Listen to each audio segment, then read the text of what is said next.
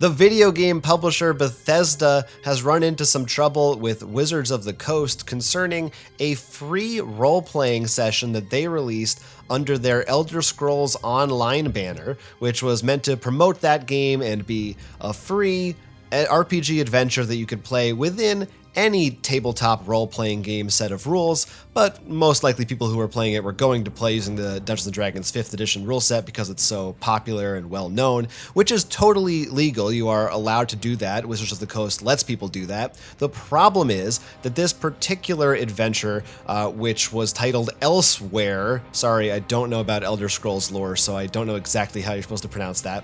The problem is that this Elsewhere adventure was very, very similar, if not borderline the same, as a D&D adventure that was published a few years ago called The Black Road, which was an official Adventurers League adventure session from Wizards of the Coast.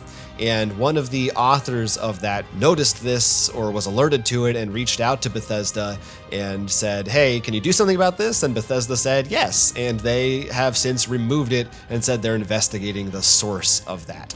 And if you look at the two adventures next to each other, you can definitely see they are very, very similar with the exception of some words were replaced here and there. Yeah, there was actually even a character whose name wasn't changed. Chandra Stoll is in both of them. We'll read a small snippet from each of them. You can hear how the same is. This one is from the D&D adventure. There is nothing like the desert to make people feel small and insignificant. In every direction, huge dunes roll across the landscape, and an even bigger sky looms above. The oasis of Verthrol is a motley collection of sun-bleached tents in the vast Arcuran Desert. So ignoring my horrible pronunciations. You did great. You did really good. Jonathan, why don't you read the one from Elder Scrolls? Nothing beats the desert to make people feel small and unimportant. In every direction, enormous dunes roll across the landscape, and an even larger empty air skies above it. The oasis on the border between Cyrodiil and Elsewhere is a colorful collection of sun-drenched tents in the vast desert of Elsewhere. Virtually identical, but they just added in some Elder Scrolls names. And a couple thesaurus lookups. Yeah, and so, I mean, this kind of thing always baffles me. I remember not too long ago, there was, I don't know if you recall this, the video game site IGN, someone posted a video review that it turns out was like word for word taken from some other YouTuber's video review. That guy. And I always, yeah, it was a debacle. And I always just have to think, like, how do these people expect to get away with this? Do they think that they're being really smart, or is it an act of desperation that they are unable to produce something that's good enough? It seems crazy to me that they think this is acceptable.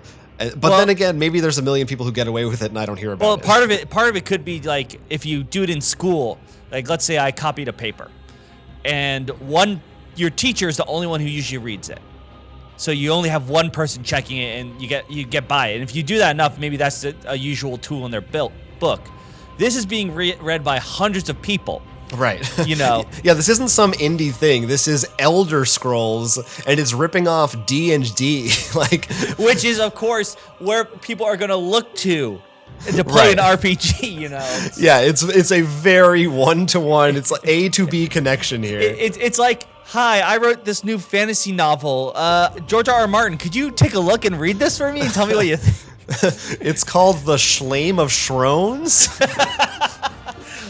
I mean, all they had to do was change it a little more and pass it off as a Twilight 50 Shades of Grey thing, right? Oh, God. It's just fan fiction. Anyway, we don't need to get off on that tangent.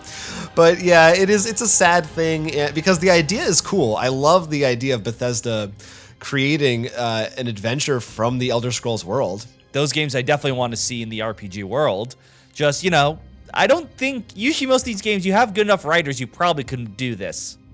Yeah, you would think. And then, you have to ask, so the person, whoever put this up, were they hired because of their writing skills? Or did it somehow get passed along to someone who maybe wasn't even their job and they were just told to do this and they just looked something up and figured nobody's going to read this for some reason.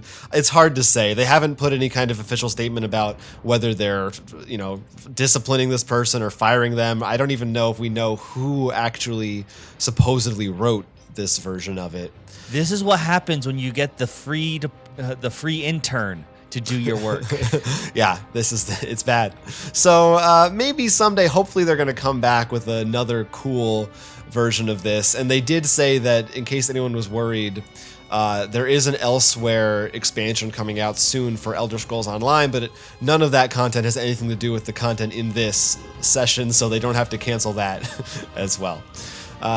You cannot download this any longer, but you can find the Black Road for D&D if you look that up and maybe play some of those. And I'm sure you can find someone who made sort of their own homebrew Elder Scrolls if you really want to scratch that itch. Yeah, that sounds good. Let us know if you have any recommendations on that front in the comments section down below, or any other thoughts about this weird story, or if there are any other new copyright or plagiarism stories popping up in the tabletop world, because we seem to be just going through a lot of that these days. Something's going around. We're all just trying to copy each other's work. Until then, I'm Will. I'm Jonathan. And this has been Roll for Crit.